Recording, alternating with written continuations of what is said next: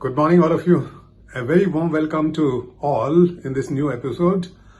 And today we'd like to talk about something related to the learning outcomes of our children, particularly the school-going children, and what they are supposed to do in the school or outside the school, and how the learning can take place, which will help them live life better and making things better for the rest of the society whenever they are in a position to contribute.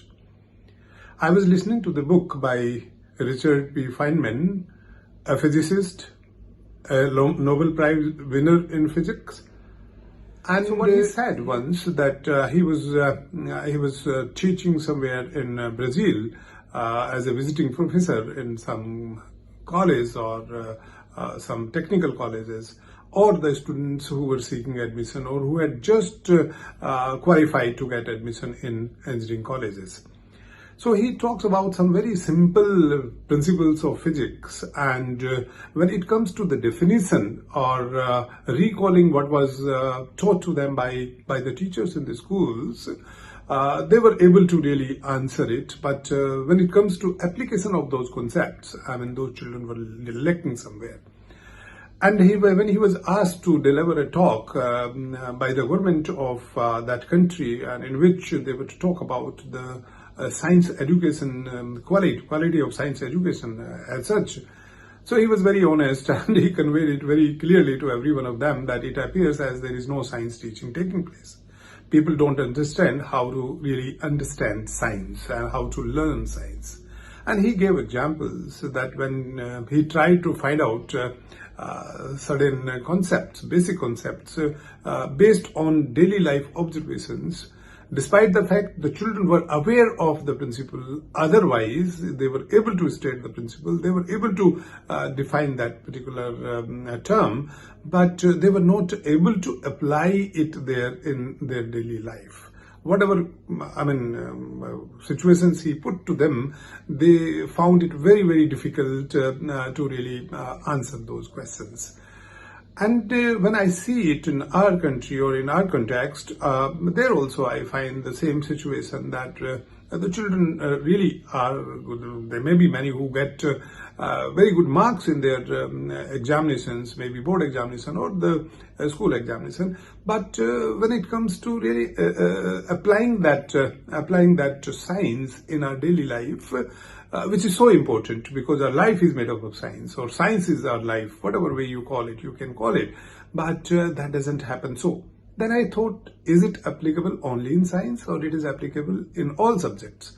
So it appears that what we have tried to do in the last few decades, and maybe before that, getting marks have become just a motivation to getting admission somewhere in better college, or getting better job. Employability has become the focus. Learning the life skills is not so much focused, though it is spoken a lot, but is not focused so much when it comes to real learning outcomes there in the classroom. We keep talking about critical thinking, we keep talking about soft skills, we keep talking about problem solving, but do we allow our children to really get into that? Do we allow them to solving those problems themselves? Or we are training them mechanically to crack some examinations? I was reading an article by Professor Krishna Kumar in one of the newspapers a few days back that was based on the way the children are cracking the JEE examination, NEET examination, and they are being made to get drilled or trained into some exercise which will make them to qualify that examination. I won't say that there is no learning taking place, but that learning is not taking place the way it should take place. They are able to qualify, they are able to make it to whatever best college or whatever you call that, but then ultimately that learning does not help them to relate things with their life and using it in their daily life. Now, why does it not happen so? Whenever we would start thinking, like I remember, when we were in college, we were to go in a college or in school or a university, I mean, the focus used to be to finding out a university where we have the best of the professors, best of the teachers, those who were expert in their field of that particular subject or expert in that subject. And they were absolutely into that. And we will look for that. The idea of would I get a job after that or not, it never came to our mind. Maybe we were wrong. I again would not really be debating upon that. But in today's time, what has happened? Whenever somebody selects for a college or a university or whatever it is, they always feel whether my child would be able to get a decent job, or that child self thinks that whether I would be able to get a decent job or I would not be able to, and rightly so, because when you study you need to have some source of income which will make your life a little better than what it has been without that. But at the same time, is it the only sole objective of education? Shall we not see beyond this? I remember a talk which I had given in a school in 1984. And I remember this is going on right from there. I mean, it's not that there's something new which I'm talking to you, but it has been going right from there. And that the topic was, which I spoke there in the assembly, the delinking of degrees from jobs. So why have we made these papers so important, which have got some sort of grades or some position or something like that? Why are we not able to see through the skills of the child or the children or students they would have learned during the course of growing up and being there in the school or in the colleges?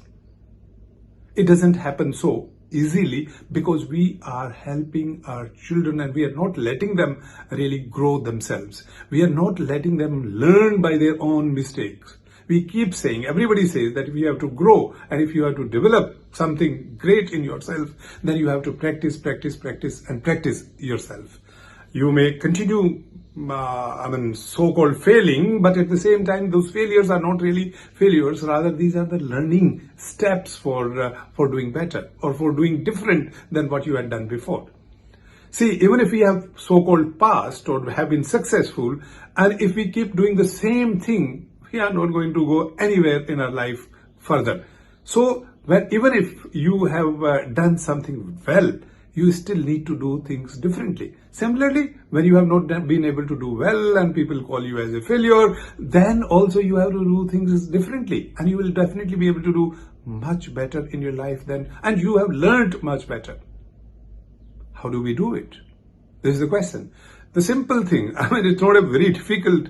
Let our children experiment themselves. Let our children really work on their own, in spite of providing help, even if they don't need it. I can take examples. When children really grow, they learn to stand on their own, and during that process, they fall many a times. And and that makes them to learn what is the best way of getting up on your own legs, on your own feet. You can understand it much better in that case, in spite of somebody else, some adult helping them to stand. They won't ever learn. Same is the situation. If there is a problem of any subject or any type, if a child is given an opportunity to really solve that, even if the child commits many mistakes from your point of view, let it be so. The child would be learning many things during that process. That is the way. I should not try to do these things. This is not the way it will be solved. So if we do that, our children will learn better.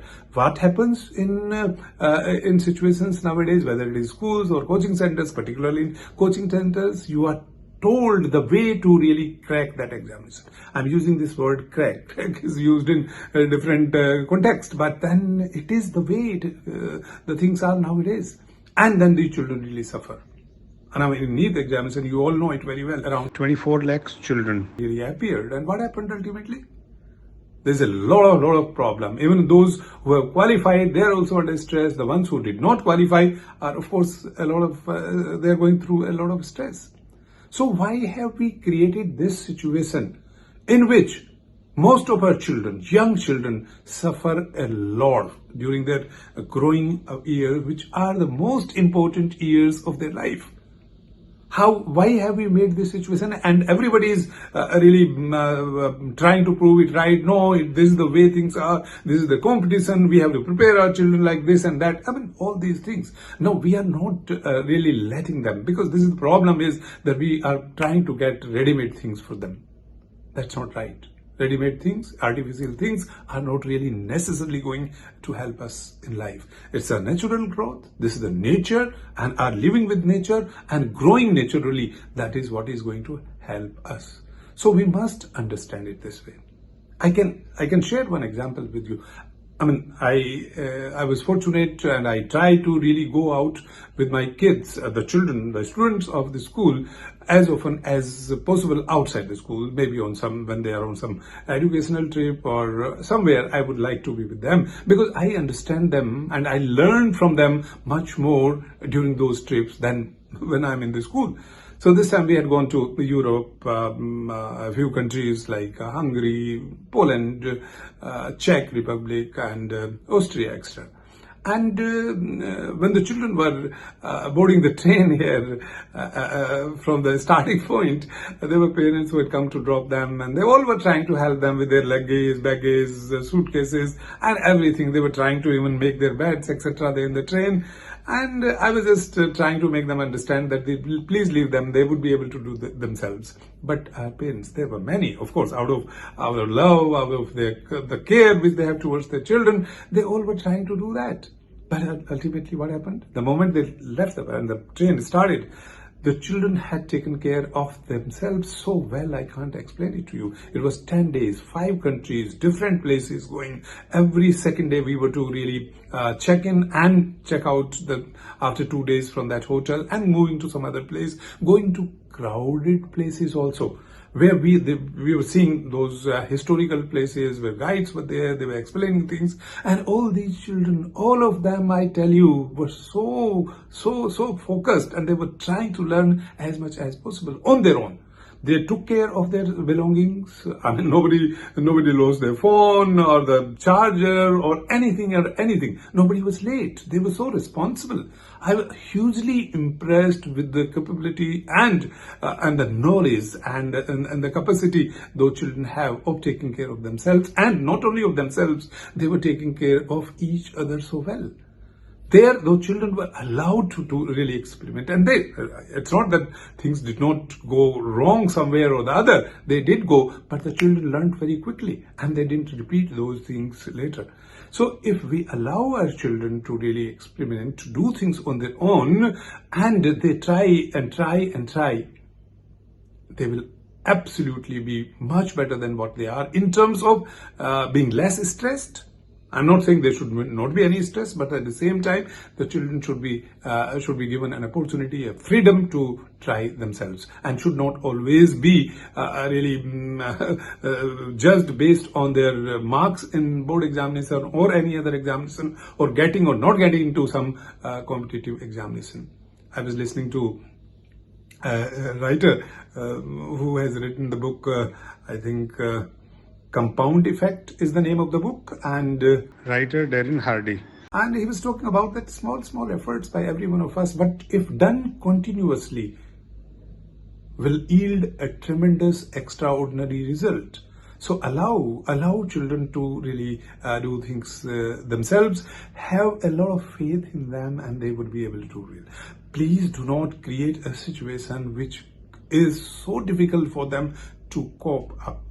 This one examination, which is conducted by any board or any agency, should not be the yardstick for every one of us to really say that these children are good and these children are not good. This process of elimination has to be revisited again, and made it a little make it a little better than what it is, so that our children do not suffer. And these children are wonderful children. And whenever we teach in the classroom, whether it is science or languages, or it is environmental science, or it is mathematics, please try to make it related to your daily life around you, your place of stay, your state, your country, I mean, we can take examples from across the world. And if the children really relate it so easily with that, I think that would be an extraordinary way of learning for them and for us as well. So I hope we'll try to do it this way. Our parents and our teachers will understand it. In the next episode, I might talk to you how to make mathematics as easy as possible for them, for the children, so that they don't afraid of that. Because what I see nowadays around, the children do have some sort of fear of mathematics. So I hope I have been able to make a point which I really wanted to, and you all will really think about it seriously, and if need be, correct me if I'm not correct. Send me your comments, and I would be happy to change if I find them worth, and if they have got something which will help our children. So thank you very much. Keep doing well, and make our children to learn as much as they can in their life. Thank you very much. God bless us all.